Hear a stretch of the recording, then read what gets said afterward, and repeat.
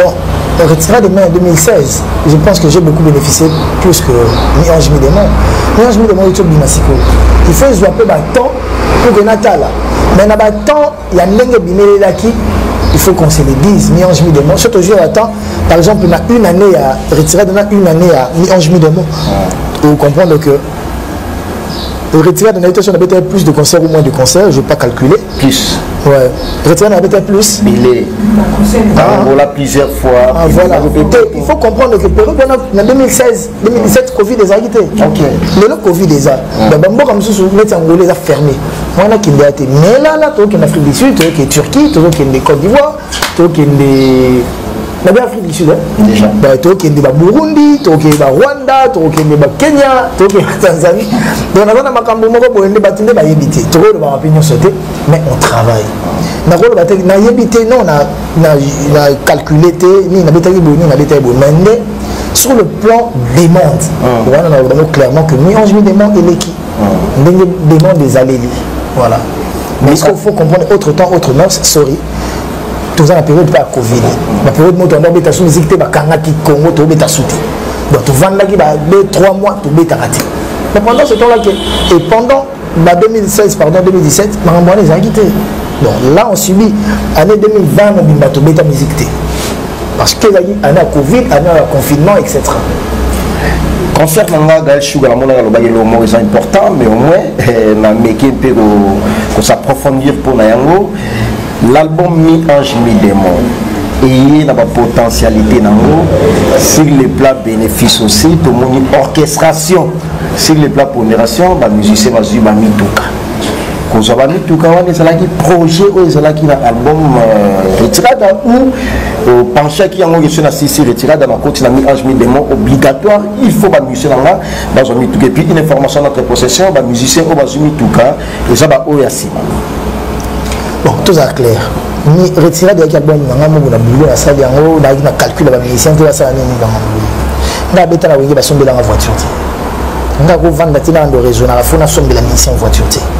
Parce que on a comme ça musicien fainéant, on a raison à l'accès, on a péché, on a ça en ambicité. Et bah car nous sommes dans la sombe la nandeng na somba nandeng la dédouania, maïle langa. On a ko bomba bon langa. Magat bamba mon a boîte le ngi menabi ko bomba là pour que na s'imposer. Mais car les salaires le wali. Et je demande bon pour ça là il m'a facilité ma bébé. Bon quand on a sombe la voiture na poto ça. Aux a d'awata. Oh, même mutuona o azawata te wana ko comme peu plus que wata. Est-ce que on a bien que na lelo na respect ça ba voiture. OK. Pour na bundi na koma o. Donc mutuona pe na ba condition na go bunda. Mutuona pas bunda ko mona ke ezana normal et facile. Plus important ezani tant au sali album na pensaka couper sa champion voile ou na manzeku ba voiture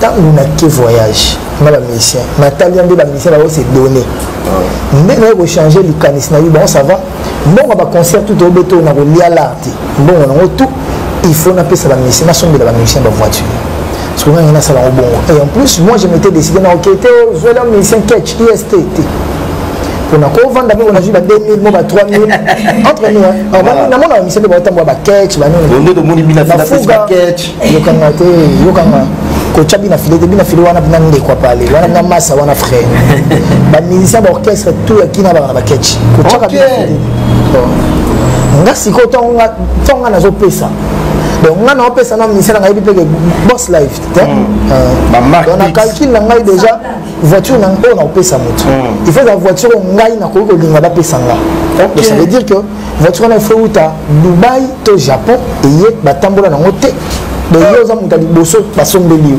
et tambola te dans 0 km on est toujours comprendre la voiture na mona na kitani na conteneur na payant moi qui na kitchen na conteneur na payant pour na pesa ba bon ko beta to loté mais baza bato nga na porter na moté malanga na rendre bon moi sincère et ça par rapport à mutasala ki boye nga na sali boye te champion voilà manzeku spécialement champion voilà mutakomela nga nzembo si boy OK manzeku mutakomela nzembo ivre d'amour et ceux qui n'habillent pas ça bambonga mabonga nzembo bateka nzembo ta $500 na wo zo moka lo la parole na timo lo mo mukete 200 500 ici na leki na ngana mais je voulais aussi que n'alaxabon que ndenge bino bokoyi ko edenga ndenge penga na koko ede bino et nga fona lukana nga tonga na ede muninga na nga na kotsa muninga nyongo na sala la mutu plus que oya ko kanisa na ko saela donc voilà japonais ji pour nani japonais mtabeta générique mtabeti pe abeta dentse mon album na générique na lingaki na la qui sait que même si on a qui retard mais na joaki na yaya na joaki na nos frères na joaki na ndeko ani et kopona et pas na ngezarate exemple bête babibas na ko baba voyager na bisote mais na bakar bazolaka donc on comprend que ngana na ndenge na mona moni la moki donc ya on a pissé bon bakaro pissé bon bakar po la mission na ngata babimaka aba okendo changer la na coin bakabula mala ba mission ba kesa msuba landa bon ba kecha ah nani ni mona mai ouais bon que ça voyager à tout bon que ça kin ba musicien ka ba on beti na masolo odi ya wata musicien mo ya gwana tel o ya tapaje ba musicien fo na ketchine wana chendule na bango makasi na bien yanga pe ba kochela ba ondule makasi lelo sikoso ba kutani ba ya na ketch champion pa ya na bord après batana wa volume batala nani ya kutana en tout cas merci par mais parce que ndule le kongo esenga bongo ngana na mutu ya keba na ya mo spirit askana ko vanda be na ibo ça va ba voile biloko bozo gana isingi na mto bozo msate tete rien mona mikanda ba voiture na bango bondongo e kabe ya héritier to bondongo héritier zate wate zate kombo na bango OK na somba yango na kombo na ngati donc ata champion longo orchestre na lelo c'est la longo na kana différence po isaïe différence déjà na ndenge na mona mokili donc bon tu vas bien en décamètre là. Merci beaucoup. Dernière question parce que la comme 20 ça va 20 c'est là. Merci beaucoup.